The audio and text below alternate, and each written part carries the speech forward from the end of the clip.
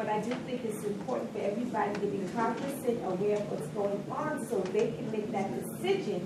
I'll just leave my name or first name or maybe just one phone number, but they ask for so much. And for me personally, I've been hacked. My ID my identification been stolen, didn't even know it for about 12 years. And there are other people who have had experiences, and you don't have to have it. You just have to have comments, use more, just be more careful today, because there's a lot of larceny going on. Yeah, I think something that maybe, yes, something that may be really helpful is if there's 3 credit unions, credit agencies, and credit reporting agencies. You should definitely get a credit report once a year just to check if someone hasn't taken your identity, just to check that no new lines, no new mortgages, no new loans have been taken out in your name without you knowing. And you get 1 per year for free from each agency, so theoretically you can get 3. So you should definitely check and see that nothing funny has been going on with your identity. I have a situation where as few people using my telephone for their convenience. What is that? They corporate acts for Mount Reeves or Paul Gaines. They do not dwell in my house, but they're using my telephone number. It's always been a time when the police officer had to come to my house looking for such and such a person. Few people, but they don't dwell. They don't live in my house. Are there people you know? One gentleman I knew, and the police said when they found him, was going to take care of him. But I didn't give him permission to use my telephone number. But the other people, I don't even know, because there's quite a few people that use my number. All right, so what is that? I'm not entirely sure, but it may be helpful to give us a call and we can talk about it a little further and see if it's The fraud alerts I was thinking about, statistically, are more women being targeted than men? I don't have Is it an equal statistics. kind of? I don't have statistics on that. I'm sorry, but you read them? Are more women being targeted for fraud than men? We don't have information to believe that. Okay, so you think it's on an equal basis? Or you just want to take a guess at it? We don't gather stats on that either, but we don't have to believe that the PPC demonstrate that one sex is receiving or are recipients of a scam than another.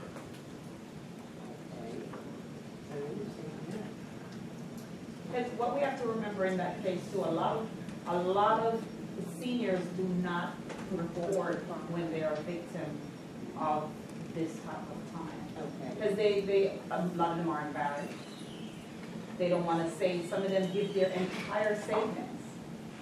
So, it's kind of hard to give a number to say, yes, we have 50-50, or yes, this gender is higher than this one, because we don't know. We might have, say 10 people are victims, probably 6 might report it, or 4. So it's kind of hard to answer that question, to give that balance. Would the same case apply to domestic violence? Yes.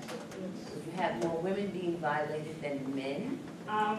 Or would that be on an even, because they're not reporting it? It's what's reported. They don't report it. Okay. If we don't get the reports, we can't give like a number on it. And I mean, men do get assaulted or abused just the same in household, and they might even be more embarrassed to report that. Okay. So, I think the biggest trouble with domestic violence and elder abuse is that they're both, hidden crimes. Domestic violence there's greater awareness now than there was 20, even 10 years ago. And elder abuse is now the new, hidden crime, if you will, and there's an epidemic of it, but a lot of people don't want to report because, like you said, they're embarrassed, and there's a lot of times where the people who are exploiting them are family members. No one, no one really wants to think about reporting a family member. This is someone you've known all their life, or someone you've trusted, and no one wants to think that, these people that they love and know and trust have betrayed their trust. If I can add, hi. Follow up with me, get my contact information. Yes, you may be fine. Dig deeper. I Not yet, very much know that yet. Hi, Thank you. my name is Renee Woodbury. I'm a community coordinator for the district attorney's office. And one of the benefits of being a resident of Manhattan is that the district attorney has partnered with a lot of other entities to be able to support and keep his constituents safe. When it comes to a lot of the internet crimes, he's recently partnered with Europe and their internet support team because they have very good intelligence, and they're training some of our staff on how to, one, identify crimes that's being done, because we get a lot of our community members that receive emails from countries like Africa and China saying, you won money, send us this, and we're not able to prosecute them because we can't track them. Well, the district attorney's office has partnered with entities that can help us track them and help us keep the community safe. Also, when it comes to abuse, he has partnered with the banks in getting their support. So if a senior who normally comes in with their home health aid and the bank is used to them taking out, just for example, $1,200 a month to cover their bills and their rent, and all of a sudden they come in and they want to take out $10,000. The bank is going to call the bank manager, and at that point they're going to speak to the senior and get further information, because we want to know why is the senior all of a sudden taking out extra money. So our office is partnering with a lot of other entities to be able to make sure that the community is safe. And that may be an inconvenience sometimes, where it might take longer for you to get your money out of the bank because seniors don't use debit cards. You know, a lot of seniors or elders still like to deal with money instead of checks. So when we ask the banks to look for unusual behavior. And that's what our office is doing to make sure that the seniors in Manhattan is being taken care of. And we have been prosecuting home health aides for stealing from the seniors. So if you even know of a neighbor or someone that you see unusual behavior, you can always call a hotline. And you know, Ms. Chan is always available, and she takes all the calls and returns them. Okay? Thank you. Thank you.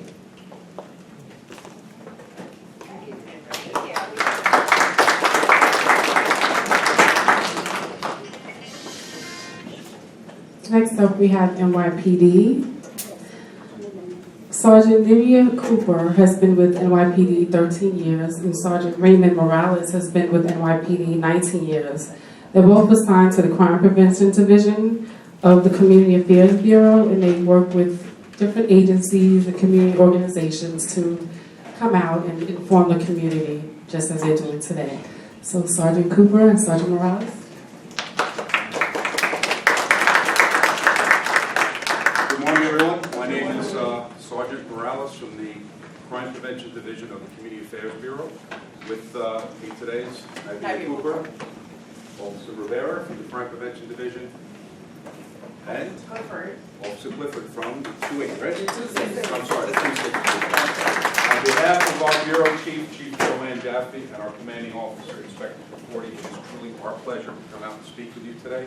I want to thank Ms. Martin and CB10 for inviting us to be part of such an important event. Quick question. How many people here, a show of hands, have ever had that feeling that, you know, the old cliche, you had that knot in your stomach, the hair on the back of your neck went up? Raise your hand if you ever had that feeling. All right, keep your hand up if that feeling ever proved itself to be true. Take a look around. Everyone, take a look around. There's an important lesson to be learned there. The lesson is, and what we come out and talk about, is to trust your instincts. And I'm hearing all the comments and the questions and the situations. We're all savvy New Yorkers. Some of us are older than others. Some of us, we have experience. We grew, born and raised in the city. If you're feeling that feeling, if you get that phone call you're not expecting, hang up the phone. avoid the problem. We like to talk in the crime prevention section, we use a term we call DOA, and it's not what you think. It's not that on arrival. It stands for desire, opportunity, and ability. We need those three elements for a crime to happen. Without all three of those elements, crime cannot happen. And I submit to everyone here today, we all have the power to eliminate one of those elements. And which one would that be? What can we remove from that equation to prevent the crime from happening? Opportunity. Opportunity. Earlier this morning, I mean, we live in the safest big city in the nation, according to FBI and NYPD statistics. That's a great feeling, right? So we can walk around carefree, right? Absolutely not. But I tell you one thing, my colleague here today, my work wife, felt so comfortable today that she was making her rounds, introducing herself, and she left her phone over here. And what did I do? I had the opportunity, I took it, and 30 minutes later, she didn't even think to look for it until 30 minutes later. 30 minutes later, panic. Where's my phone? But the point is, we feel so comfortable enough, and I feel comfortable. My two phones are over there. I know they're not going to walk anywhere. But when we go out to a cafe, we go out to a restaurant, you leave your phone, you have to excuse yourself to use the restroom, you leave your handbag over the chair. You can't do that. So a lot of what we talk about is just raising your awareness, behavior modification, being aware of your surroundings. If we come out and we're talking about deception, burglary, identity theft, whatever the crime du jour is, our first statement is usually be aware of your surroundings. Be aware of what's going on around you at all times. And I get it. I'm born and raised in the city. I get up in the morning, I had to be here at 9 o'clock. You get your tunnel vision. Really just look straight ahead. I have to be at 125th Street today at 9 o'clock. So I'm walking to the train and I got my head buried in the phone. I'm not aware of what's going on. I'm guilty of it. But we have to change our behavior. I can go on forever. We have a couple of videos we're going to show you that deal with 3 different topics. The first one is going to be what the Attorney General's office talked about. We're just going to expound upon that a little bit. It's about the phone scams. So you can do that, Tim. A video. Read that, yes.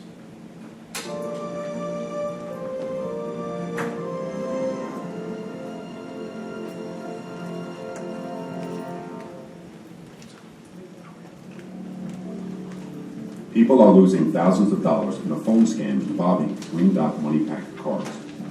Here is how the scam works. Good morning, Ms. Mel. After receiving a phone call from someone who claims to be collecting a debt from either a utility company or the Internal Revenue Service, people are being threatened with the loss of their heat, electric, or told they will be deported. The utility company scam. The victim is contacted by a caller who states they work at a utility company and are collecting money that is past due. Good morning, Ms. Smith. My name is Mr. Andrews. I work for a collection agency. Yeah, your heat bill is past due. The scammer informs the victim that they can avoid having their utilities disconnected if they immediately pay the past due amount using a Green Dot Money Pack card that can be purchased at a local school. The caller instructs the victim to purchase the card in a specific amount and provides the victim with a phone number to call back when the Money Pack card has been obtained. The victim is then instructed to scratch off and read the Money Pack card serial number to the perpetrator. Once the perpetrator has the card's serial number, they are able to transfer the funds onto a prepaid debit card. The victim has now lost their money. Internal Revenue Scam. The victim receives a phone call and is told they owe back taxes, fees, or fines to the Internal Revenue Service, and that if they don't pay right away using a Green Dot Money Pack card, they will be arrested or deported. Deported? The scam is perpetrated the same way as the utility scam. The results are also the same. The victim's money is stolen. In both examples, the intended victims are instructed to buy a Green Dot Money Pack card, load the amount of the fine or other money owed onto the card, and then provide the number on the back of the card to the perpetrator, who then transfers the funds from the card. Crime prevention tips to help you avoid falling victim to this scam. Be suspicious of callers who demand immediate payment for any reason. Remember that anyone who has the serial number on a Green Dot Money Pack card has access to the funds on the card. Never give out personal or financial information to anyone who emails or calls you unsolicited. Never wire money, provide debit or credit card numbers, or Green Dot Money Pack card numbers to someone you do not know. Utility companies and government agencies will not contact you by phone demanding immediate payment by Money Pack. Okay, be aware, stay alert, and most importantly, share this message. We go out and we address senior groups, youth groups, clergy groups, and we're counting on you to partner up with the NYPD to help deliver this message. Share it with your neighbor, share it with a friend. Now, who here, show of hands again, who here would fall for this scam? Who's going to raise their hand? Well, I think my chief is starting to think we're not doing our job because we've been going out showing this video for probably 2 years now. And back then, when we first produced the video, was the Green Dot Money Pack card. Here it is, right here. This, in and of itself, is not a bad thing. You can go out and buy this. It's not bad to have. You can use this to shop on the internet. This is actually what you're going to buy at the store. You can load these up you can load up, I think, to $500 on this card. And like the video said, once you scratch that little back, it's like a lottery ticket. Once you scratch the back, you reveal that ticket, you give that number rather than someone, they have access to the money. This was the scam 1.5 years, 2 years ago. But again, we go out, we make our runs, we visit victims. Does anyone want to take a guess at the highest dollar amount that a senior lost to this scam? 500.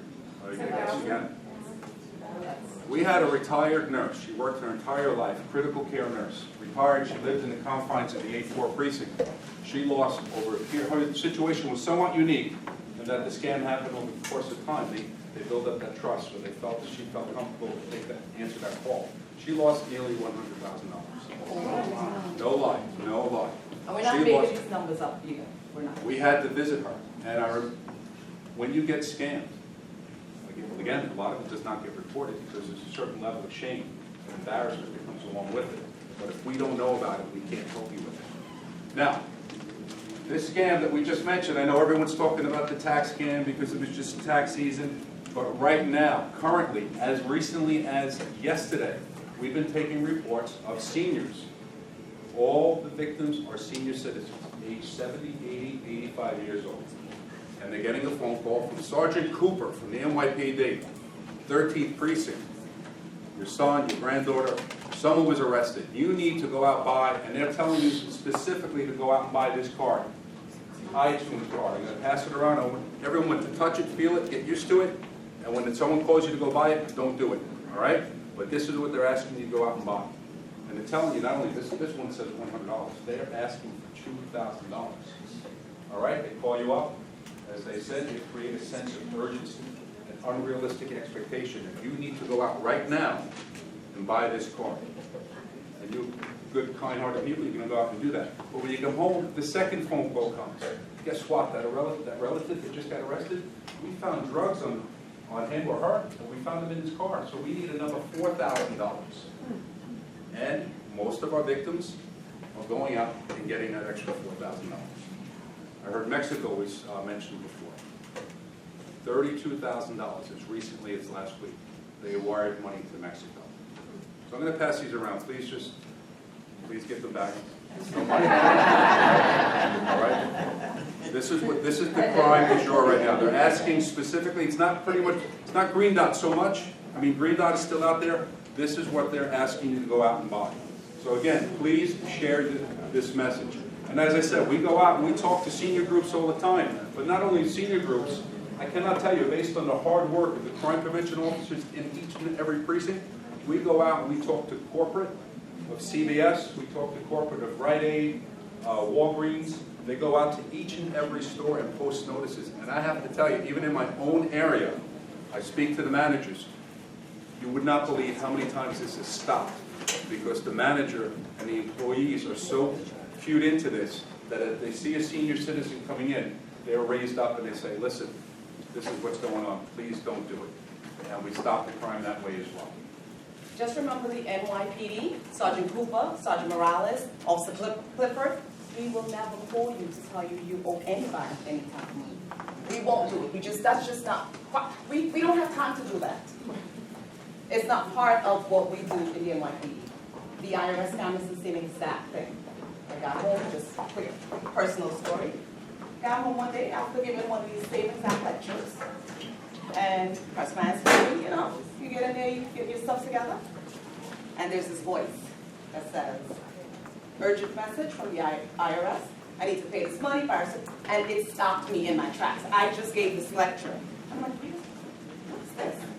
You know, but the way it comes over, it sounds really urgent, it sounds really important, and you can fall for it. So if I fell for it, then I give these lectures, it's very easy for a senior, or anyone for that matter, to fall for it. Question, is this a scam? Getting calls from NYPD associations, I don't know what they're from. It's New York State Police Department, it's not Right, and they're NYPD. asking, well, even that, whatever, as long as they said the police department or the fire department, and can we count on you to, you know, you think you don't have the money then, and you tell them you don't have the money. Well, can we count on you when you get, because they've already telling you you're gonna do it, and when you get this, can you count on, and I think minimally, they may say $10, they may say $15, whatever. But if you tell them, which I've said, because I've known, you know, this has been going through years, I tell you what I will do. No, I will not do anything over the phone. Will you give me your information, and I will contact you when I'm able to do it. Click. A lot of times they'll hang up, you know, or either they'll try again to get you to do it. So is that a scam, or is that not a scam? Just bear in mind that at no given time the police department asks for money. Another thing that you have to bear in mind that people take the opportunity when there's a disaster to create their own world to scam. For example, 9/11, somebody might decide to have an organization that they're collecting money for victims of 9/11. They even as simple as said there's the fire that was on the east side a couple years ago. Yeah. They might say they're raising money for that. Anytime a phone call comes in, let's just put it this way. If somebody calls you on the phone asking for any type of money, no matter what organization it is, hang your phone up. Just hang, It's as simple as that. just hang your phone up. I ain't standing no day all the time. Wait a minute. Exactly. And just think of the video that you just see. How somebody might, please, my kids are home, I didn't eat. As much as your heart wants for you to give. Does everyone realize that they can Google your name, Absolutely. your phone number, and find out who lives in the house with you? It may be a shot in the dark, maybe the information's not 100% accurate, but that's information they can use against you and call you up and say, Mr. Smith, we have your son, Ray. Oh my God, Ray, what happened to Ray? And now this creates a sense of urgency and panic in you. And now you have an authoritative voice on the other end saying, this is Sergeant Cooper, I work for the 13th precinct, you need to do this right now, or he's going to be going up to jail. Now, a greater sense of urgency, you're rushing up to CVS. And hopefully you're going to get stopped at that CVS. But if you don't pick up the phone and entertain it, you can't be a victim of the crime. It all comes back to opportunity. Again, we're all seasoned New Yorkers. We've been around the block. We know what's up. I like to think so. Every once, it does happen. That's what keeps us in business. And you know what? Crime is historically low in New York City, but it is still happening. She and I went yesterday on the ships that came in for the parade of ships, and we addressed the servicemen and women. You know, as we come to work every day, we're dedicated to do that. At 9 o'clock, there are people out there that know the ships are in, and they're not going to work every day. Their mission is to scam the military men and women. So it's all about awareness and not making yourself a victim. Modifying your behavior a little bit. Traveling in groups. You go out together. Before you go out, have a plan. Have a planned route. Have your Metro card out, not in your pocketbook, not in your wallet. Always have that out and ready. This way you're not fumbling around at the token booth. If you still call it a token booth, I don't know what it is, the clerk's booth. You're not fumbling around with money because now you are a target. Think like a bad guy or girl. The guy that's going to be hugging that wall right there and scoping everybody out because we're all in that zone I talked about, right? We got to get here at 9 o'clock, so I'm not paying attention. Look, who left their phone here now? Whose phone is this? Right? Yeah. Not only phone, there's money here. There's 3/4. Right? Yeah. But anyway, we have another video that deals with identity theft. It's a little different subject, but again, the whole point is awareness and being on top of everything. How many people here peruse their bank statement every month?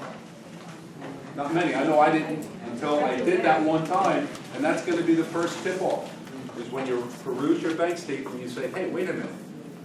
wasn't at 7-Eleven. I wasn't even in town, so if you just cue that, I need that one.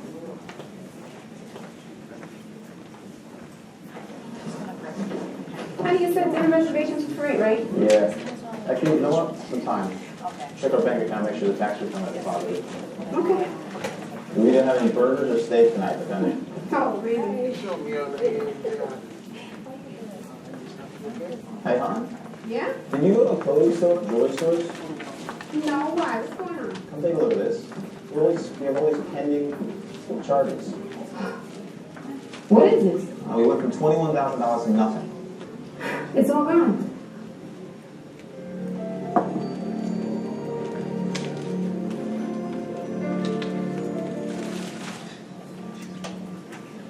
Identity theft occurs when an individual steals your personal information and uses it without your permission.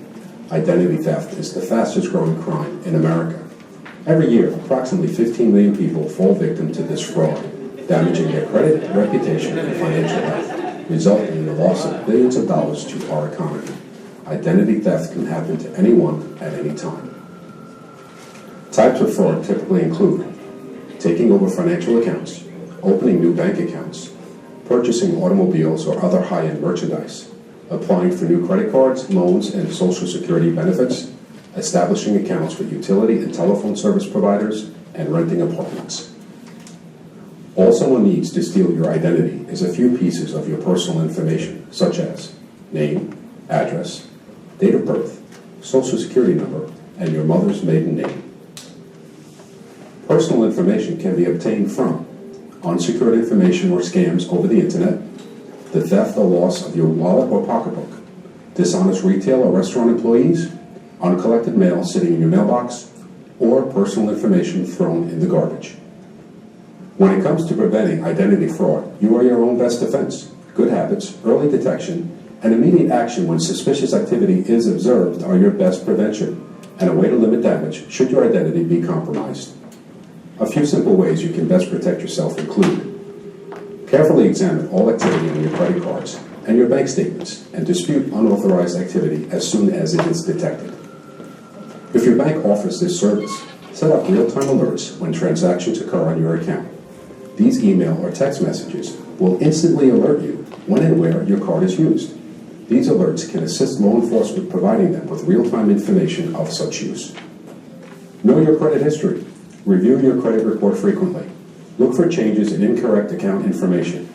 There are many credit monitoring services available, including the free federally authorized service, annualcreditreport.com. Know what's in your wallet.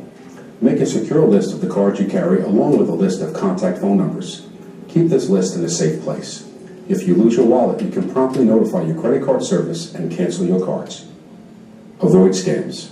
Always be careful about giving out personal information over the phone or internet. Do not divulge personal information or make financial transactions on public computers using unsecured Wi-Fi connections or websites. Be wary of messages, emails, or links from unrecognized senders.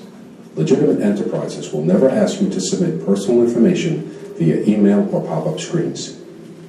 Pack your trash. A frequent source of information for identity criminals is your mail, credit card receipts, and even your garbage.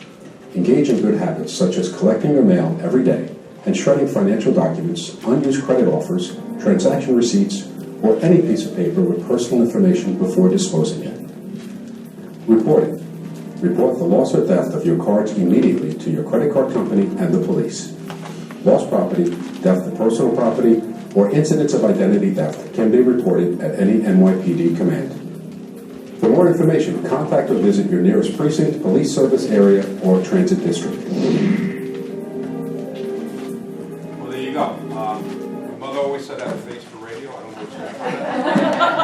But either way, the first step is awareness, looking at your statement, see if there's anything unusual. If anyone has a debit card and credit card, there are different things that those companies offer to help protect yourself, such as a text alert if your card's being used, or any unusual activity. I've gotten those phone calls as well. Technology is an amazing thing. How many people remember when you could take your mail and just throw it in the garbage? At the very least, you should be shredding your mail. If you don't have a shredder, you can't get one. Various community groups offer it, We used to do it once a month for year-round, I think we did it. Actually, that's probably going to kick up in the fall, but take advantage of those sites. Keep your stuff together. Just don't throw it out in the garbage, because there are people that go dumpster diving. That's the term they use. They go in there specifically to look for personal information. In the bags that we provided, there are 2 sleeves. Now, how many people have been getting new credit cards in the mail with this chip? There's a chip on the card, and they said that it's less likely to be, the information is less likely to be taken. Of course, you know, there's always someone one step ahead of everything. So these cards, now it's not foolproof, but these cards provide, because what would happen is, he put his stuff in his pocket, and I'm standing right here, my card is right here, just in my pocket, and that information is taken. These simple sleeves help prevent that. Okay, so in each bag, there are about 2. Yeah, there are 2 in each bag. This So sleeve prevents the skimming. Hopefully it prevents. It's not 100%, Yes, it's not 100%. but it's an extra added measure that you can do to protect yourself. Yes. They have wallets too. They do, yes, they do have the wallets on them, you know, all these different sizes. The one bottom line that we want you to please walk away from is, of course, share this information with your friends and family. Also know that the crime prevention officer citywide, whatever precinct you may live in, is available to come out to do a free security survey of your home, your business, your house of worship. And again, the best part of that is free. Everything that the NYPD does is for free. There's no charge for it. And please, trust your instincts. Change your behavior. Plan your route. Plan ahead of time. If something does not feel right, it's not right. The other thing that we do want to touch upon is deception verbs, and it typically affects the senior community. How many people here have construction on their block? Everyone's hand should be up. It's New York City, they're building everywhere. But the bad guys and girls take advantage of that. And well, guess what? They're going to knock on your door. Hi, I'm with the construction crew down the block. We just broke the water main. We need to get access to your basement to see if you're affected. Oh my God, the water! I don't want my basement flooded. Please come on in. 2 people come in. You take one down to the basement. Guess what the other person's doing while you're down in the basement being extracted? Going through all your stuff. And again, we visit those victims. We visit those. It happens every day. So I'm kind of giving you permission right now to be just a little bit rude. All right? So if you get that knock on the door, whether you're expecting someone or you're not, you have that conversation from behind the locked door. There's nothing that's compelling you to open that door. Again, whether you're expecting someone or you're not, especially if you're not expecting anyone. There are different ways that Con Ed employees, National Grid, Time Warner, they all have an ID, okay? But people will manipulate that. You can go out and buy these uniforms on the internet. Trusting your instincts. If you feel something's not right, call 911. Let us do our job. So I have someone knocking on the door, claims to be a Time Warner representative. I'm not exactly sure. I agree with that. Let us come out and conduct the investigation. We're just going to show you one more very quick video just to emphasize the point of being aware of your surroundings at all times and not get in that zone. All right? And this is how quickly a crime can happen. Let's stop.